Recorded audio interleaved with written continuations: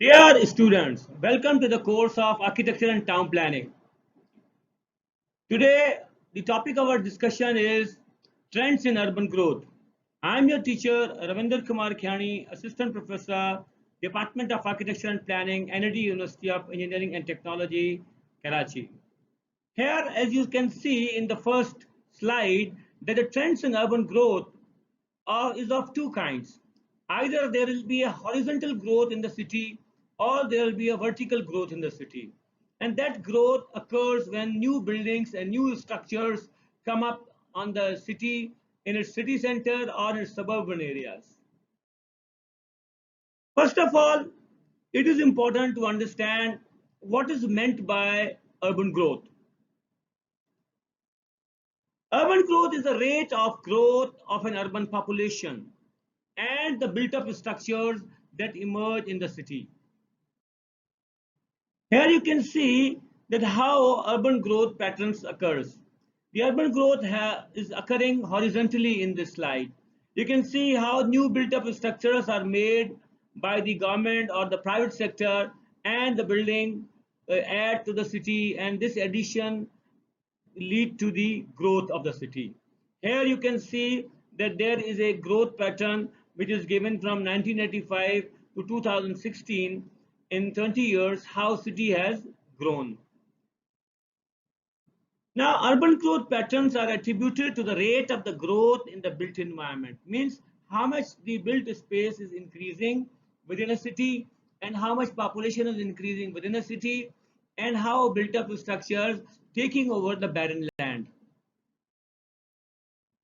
Here you can see another urban growth pattern, and you can realize that this is a different kind of urban growth pattern. The urban growth pattern may occur both on land as well as through the reclamation of the water bodies.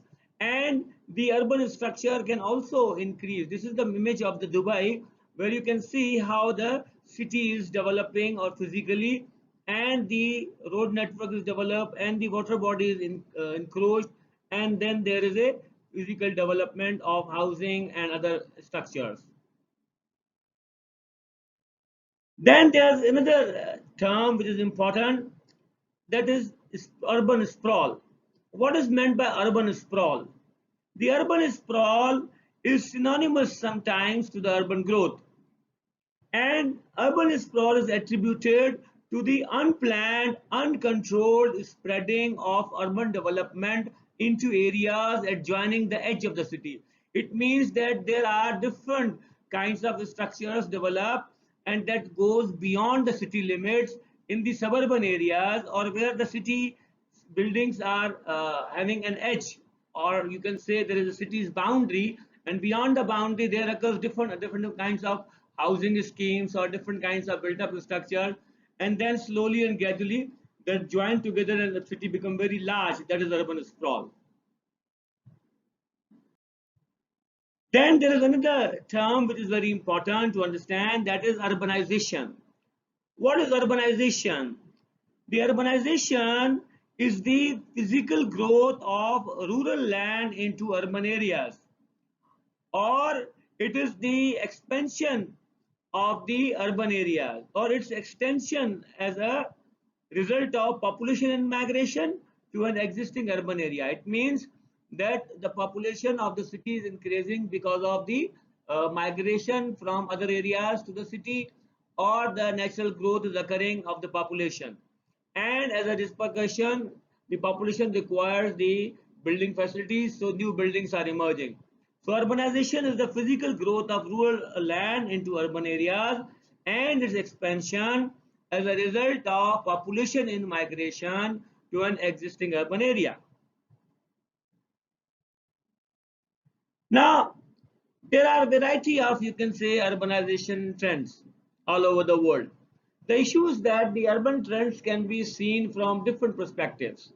And let's look at the global perspective of urbanization trends. The exact definition and population size of an urban or urbanized area varies among different countries. And urbanization is attributed to the growth of cities.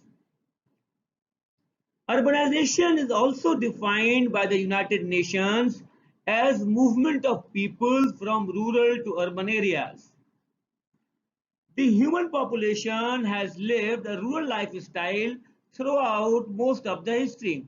As you have seen in the previous lecture, we have discussed when we are discussing the urban society and rural society. So you can see that there are people who are before industrialization, the people used to live as a rural life, and cities were only those where the capital were situated.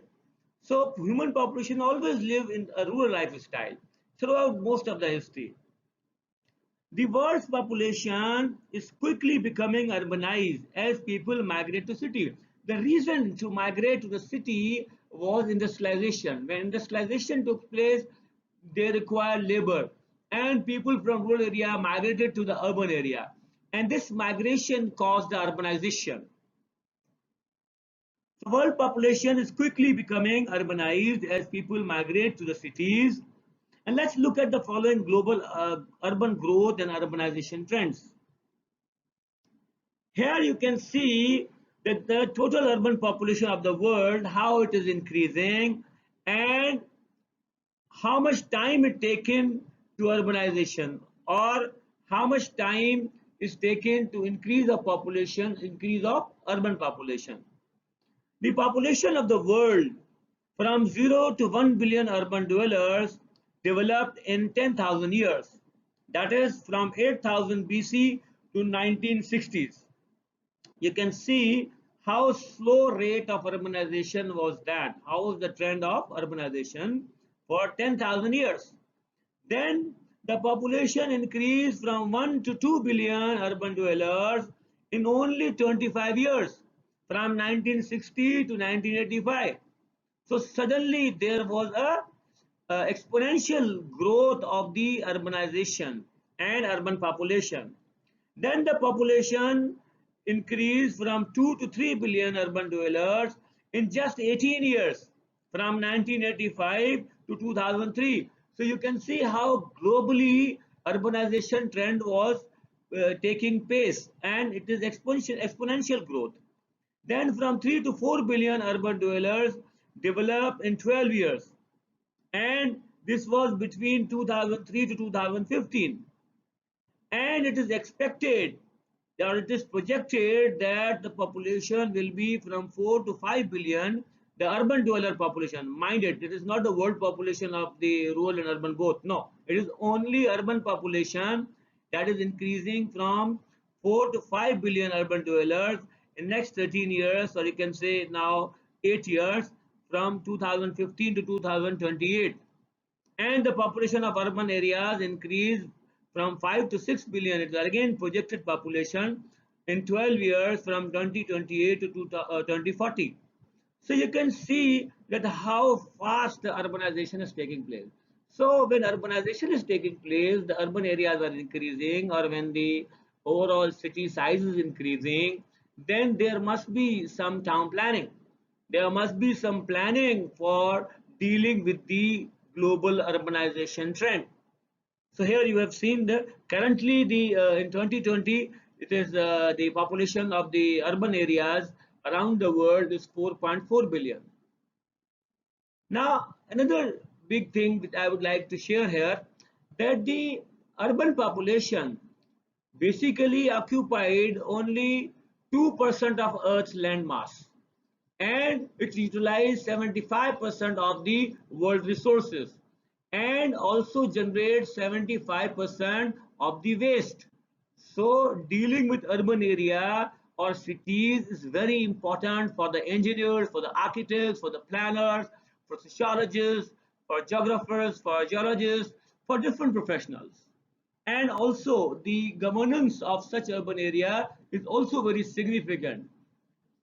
Let's go further and understand global urbanization trend. The definition of an urban area changes from country to country. So not every country has the same definition of urbanization. Every country has its own criteria to define an urban area and the urbanization. In general, there are no standards, and each country develops its own set of criteria for distinguishing cities or urban areas. A city is generally defined as a political unit, that is, a place organized and governed by an administrative body. So, city government is one of the integral part to define the urban area or city.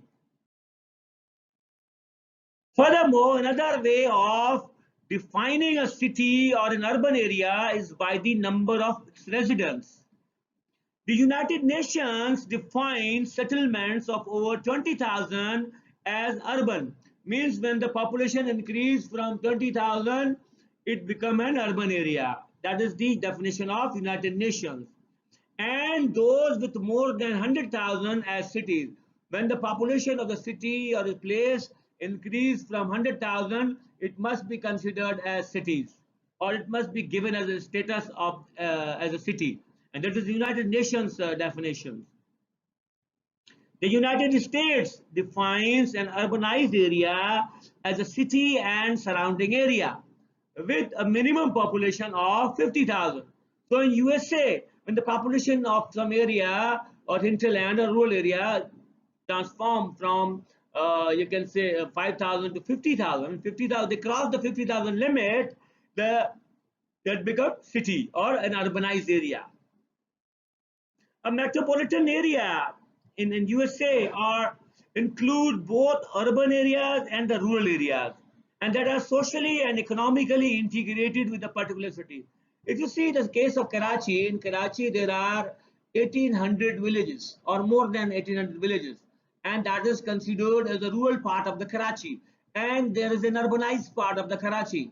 So every large city or metropolitan city or grand city or global city have both urban areas as well as rural areas within the city, and that is socially economically integrated with each other with a particular city case. Now cities with over 10 million inhabitants known as megacities, and there are currently 37 megacities around the world in the year 2020. This number is expected to grow as the population increases in the next few decades. So, many countries use a minimum population size and define an urban area. So, every country have this own criteria of population on the basis of which they define their cities and urban areas. For example, in Denmark, the 200 population makes an area an urban area. In Argentina, 2,000 population defines an area as an urban area, where the minimum population of urban area is 2,000. Similarly, in India, if the city's population of area's population increase from 5,000, it is given a status of an urban area and is defined as an urban area. And in Japan, if the population increased 50,000 people, then they consider it as a city or an urban area. And in China, it is around 100,000 people. So you can see there is a no single definition that can define how a city should be characterized or how a status of a place is given as city or town. And every country have their own criteria due to their own peculiar conditions of geography and geology and climate and people. Now, some countries don't use the statistical definition but designate urban area by administrative decisions. Pakistan is among such countries where administratively it is decided this is an urban area or this is not an urban area. The degree of urbanization identifies these types of settlements, three types of settlements. One are the cities which have the population of at least 50,000 inhabitants in contiguous dense grid cells, and that is less than 1,500 or greater than 1,500 inhabitants per square kilometer. Then there are towns and semi-dense areas which have the population of at least 5,000 inhabitants in a contiguous grid cells with a density of at least 300 inhabitants per square kilometer. Whereas the rural area, which consists mostly of the low density grid cells. Now, why urban population around the globe is growing with very fast pace? This is the figure that you are looking at. It's the image of rural urban edge. Now the question of why urban population is growing with fast pace is must be answered. The rapid growth of an urban area is a result of two factors. One, there is a natural increase in population, that is the excess of the births over the deaths, and the migration to the urban area. Now, migration is defined as long a term relocation of an individual, household, or a group to a new location outside the community of origin. Today, this long-term relocation of people occurs in two ways. First, there is rural from urban area. People migrate from rural to urban area. Then this is called internal migration. And then people migrate from one country to another, that is known as international migration. Now, this occurs due to two reasons. There are pull factors and then there are push factors. The push factors are the conditions in the place of origin which are perceived by migrants as detrimental to their well-being or economic security. And pull factors are those circumstances in places that attract individuals to move there. For example, if a farmer in Shadadkot, Sindh, whose land has become unproductive because of the drought or flood, so it is a push factor that push him to the cities. And he may decide to move to Karachi city, where he perceives more job opportunities and possibilities of a better lifestyle. And that is the pull factor of the city of Karachi. And this is called internal migration. Similarly, if an engineer or an architect pass from ND University Karachi decide to take job in Toronto and shift his family there because locally the salary is less and his purchasing power is low, and that is the push factor. And in Toronto there is a better lifestyle with high salary and freedom, so that is the pull factor. So these are the pulls and push factor which cause the you can say relocation of people or migration. And similarly, due to war or the safety and security, a family is difficult in one country, and that is the push factor. So people move to another country for better life and safety, and that is the pull factor. So this is called international migration. So due to these two reasons, the urban population is growing with very fast pace around the globe. Now, trends in urban growth can also be visualized through the population estimates.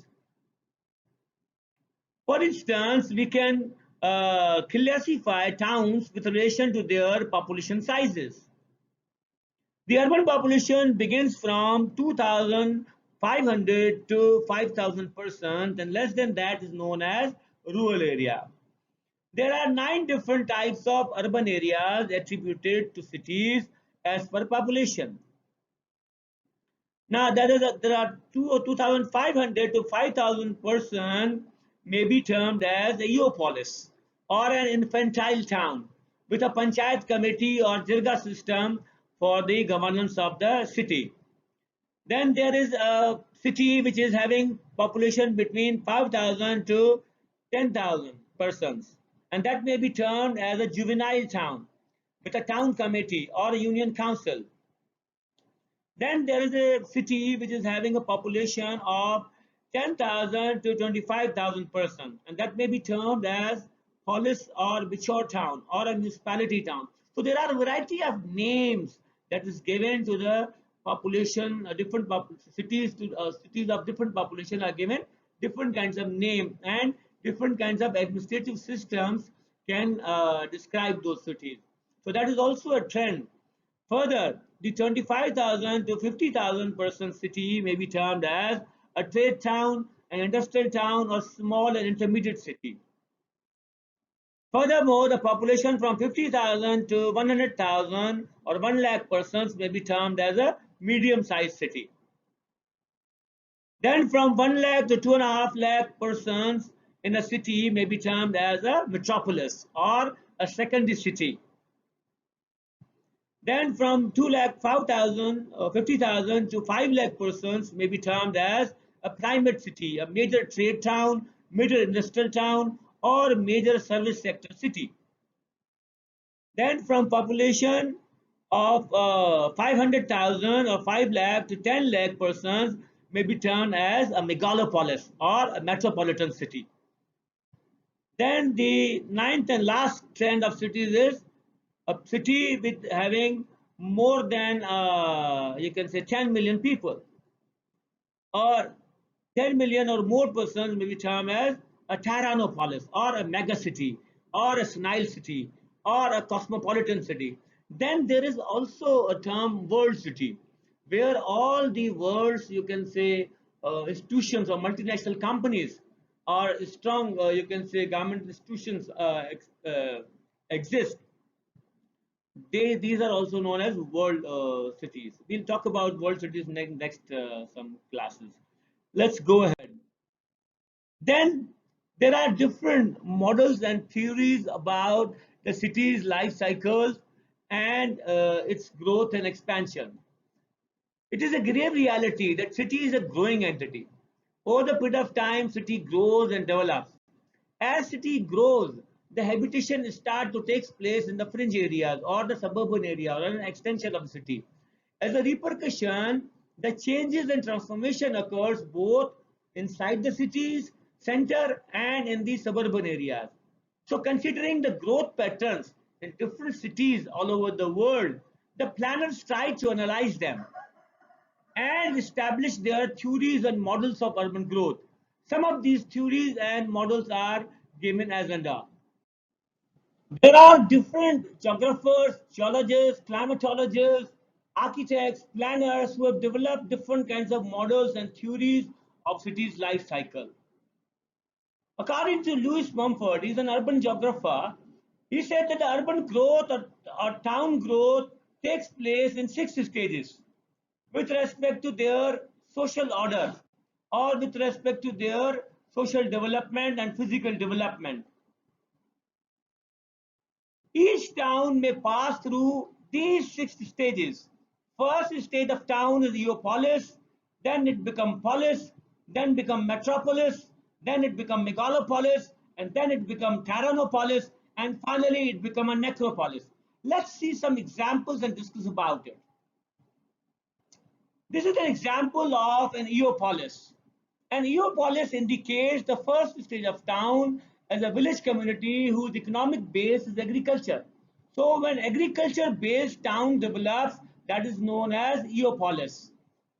Then, or you can say there is a mechanization takes place in agriculture that cause it and make it an Eopolis.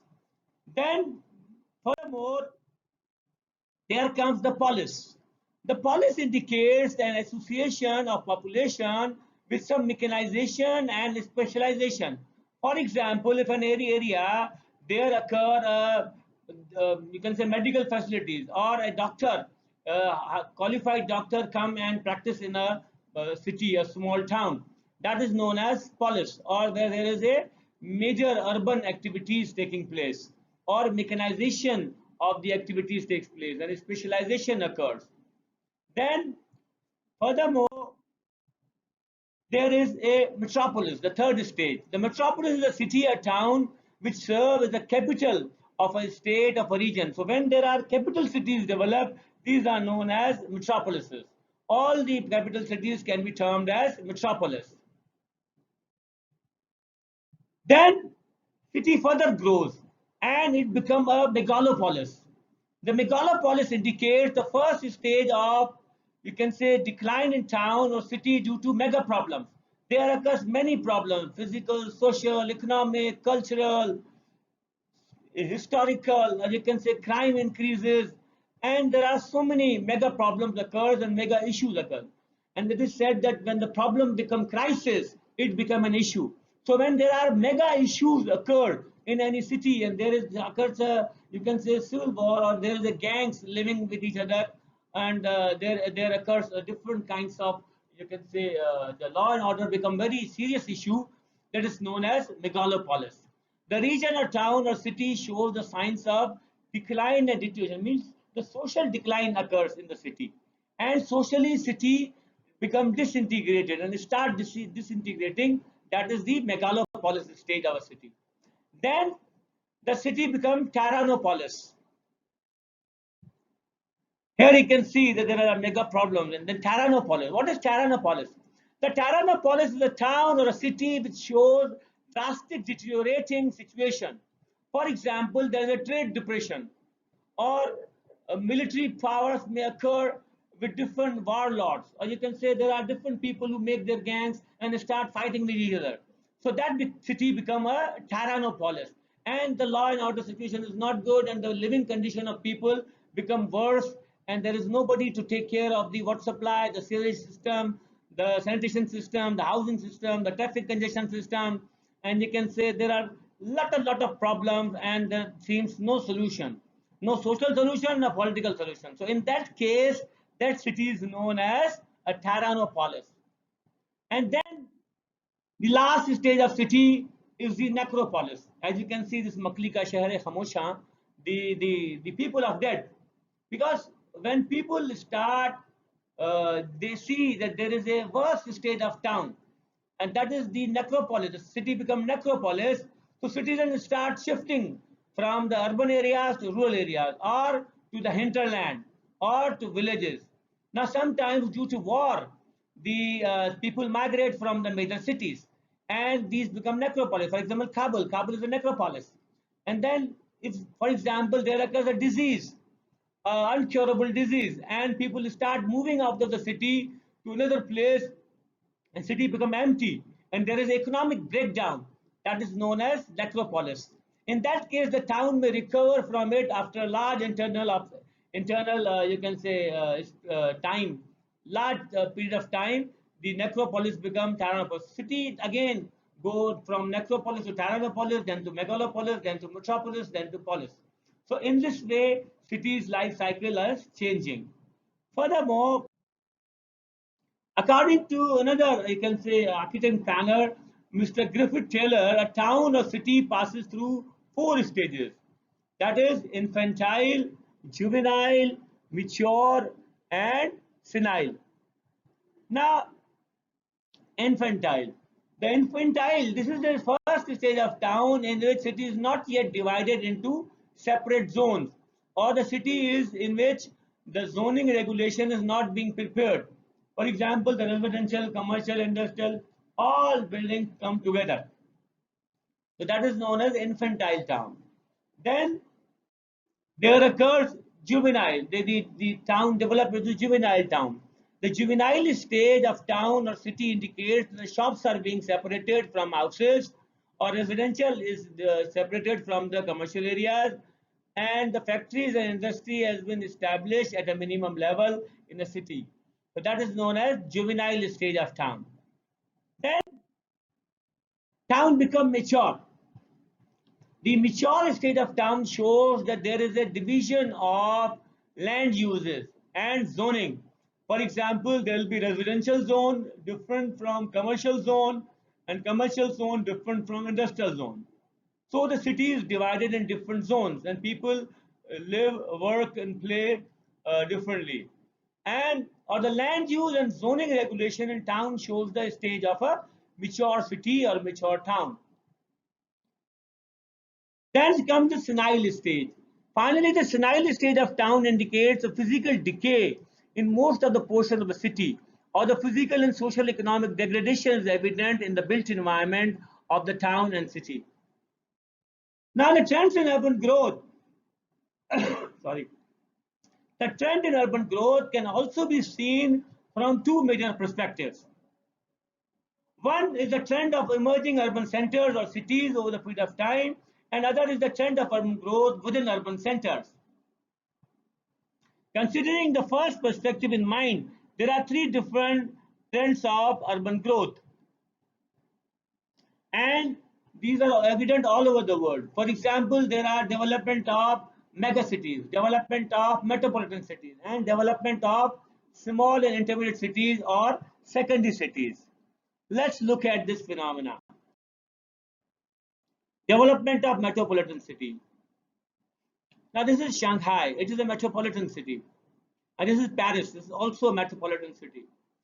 These cities are, you can say the metropolitan cities are with population between 1 million and above, and up to less than 10 million. After the First World War, up to Second World War, the development trends were of metropolitan cities as a hub of economic activities and center of administration and power.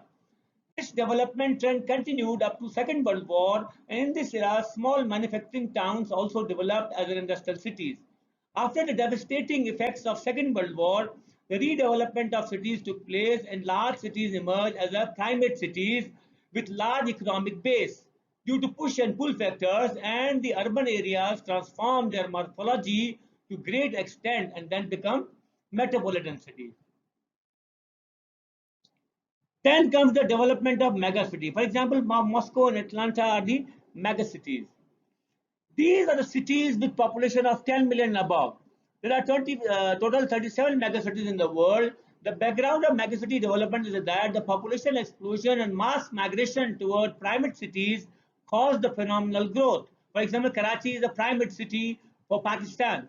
And so there's a phenomenal growth and development in metropolitan cities, and they become economic base for the countries and at national level.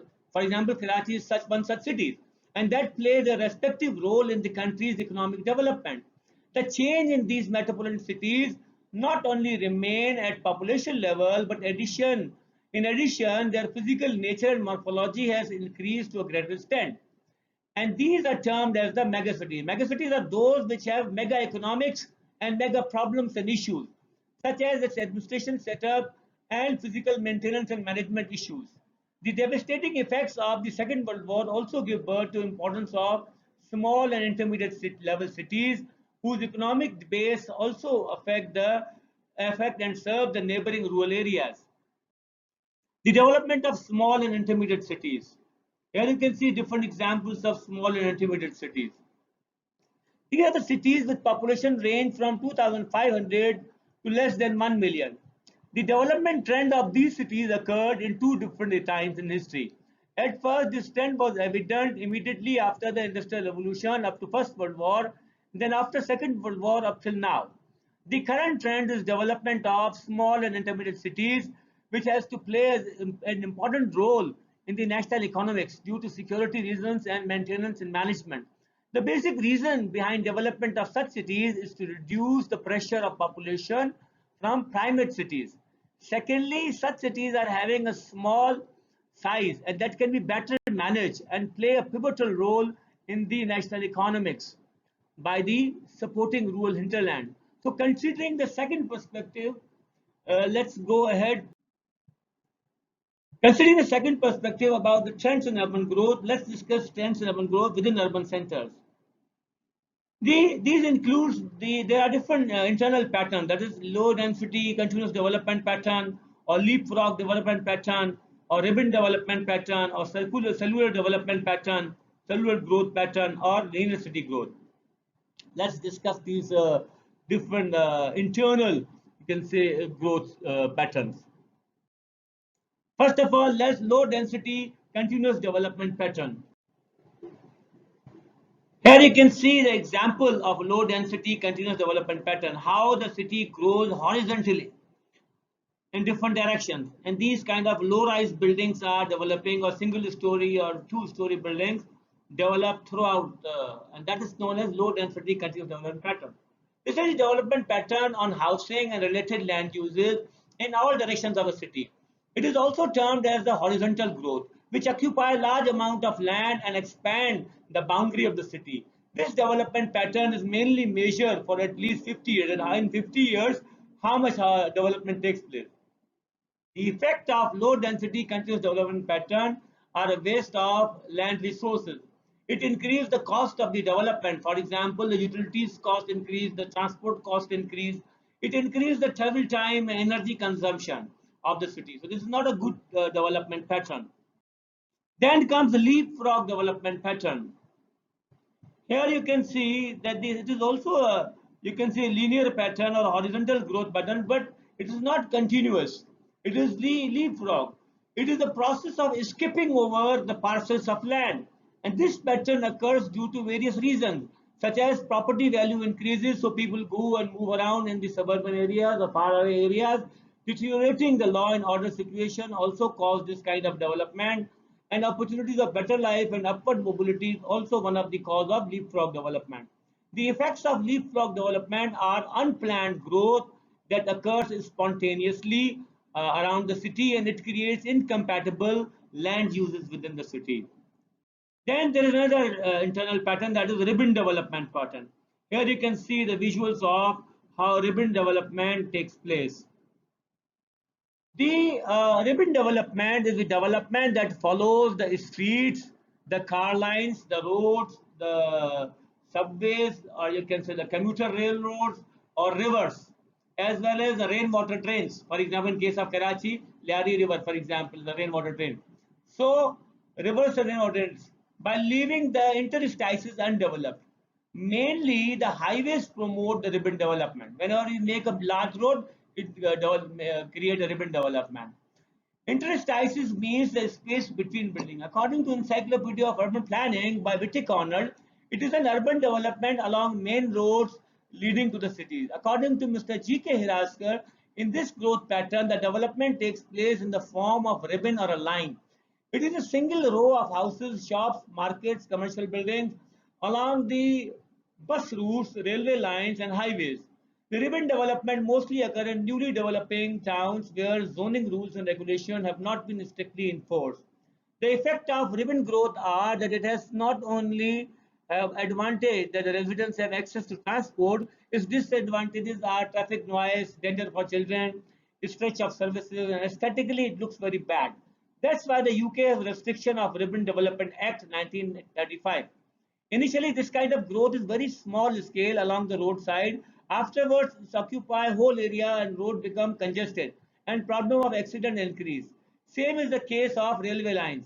When the people living along railway lines, this kind of growth cause congestion and overcrowding of all types of buildings. For example, residences, schools, factories, warehousing, petrol pumps, shop and clinics. Everybody want to get frontage advantage of the main road, and the internal land will be left undeveloped, which cause wastage of valuable land. Overgrowing at the roads and narrow start will raise the accident.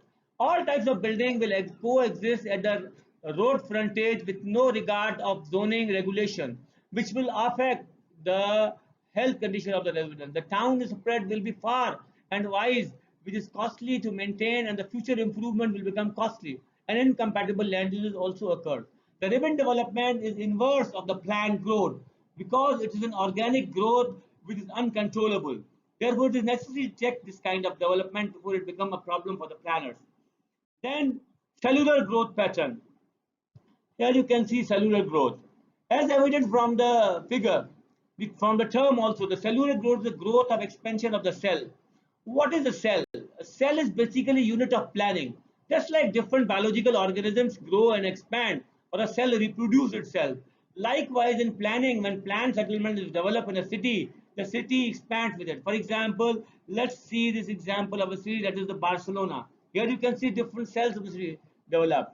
For example, if you take the case of Karachi, the KDA announces the housing scheme in Karachi, and each settlement which is developed in a scheme can be termed as a cell. Therefore, in planning, cellular growth means repetition of existing cells in city structure, or it is the planned addition of new neighborhood to existing towns. The cellular growth may also means little more than the haphazard urban growth. Furthermore, there is a linear city growth pattern. Here is the concept of linear city. The linear city concept can also be termed as more refined version of ribbon development. The concept of linear city was developed by Mr. Don Arturo Surya y Mata in 1882 in Madrid. According to his concept, the city should be designed on the principle that transport route will be the main determinant to develop the physical shape and form and the morphology of the city.